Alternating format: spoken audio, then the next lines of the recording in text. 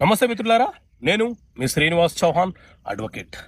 మిత్రులారా, ఓ ప్రాక్టికల్ కేసులోని విషయం ఏంటి అంటే, తండ్రి ఒక వ్యక్తి దగ్గర కేవలం 64,000 రూపాయలు మాత్రమే అప్పు తీసుకున్నాడు. అవతల వ్యక్తి ఏం చేసినాడు అని అంటే, ప్రామిసరీ నోటు మీద తండ్రి సంతకంతో పాటు కొడుకు కూడా సంతకం చేసినట్లు కొడుకు పేరు కూడా రాసి 64,000 కంటే ముందు 2 సున్నాను యాడ్ చేసి 20,64,000 రూపాయలు అప్పు తీసుకున్నట్లు ఆ ప్రామిసరీ నోటును సృష్టించి మనీ రికవరీ కేసు ఫైల్ చేసినాడు. మనీ రికవరీ కేసు ఫైల్ చేసి వీళ్లకు నోటీసులు రాకుండా చేసి వేరే అడ్రస్లకు నోటీసు పంపించి ఎక్స్పార్టీ చేపించుకొని ఈ కొడుకు పేరు మీద ఉన్నటువంటి ప్రాపర్టీ ఏదైతే ఉందో ప్రాపర్టీ అటాచ్మెంట్ అడుగుతూ కోర్టు ఆర్డర్ తీసుకొని వచ్చినాడు.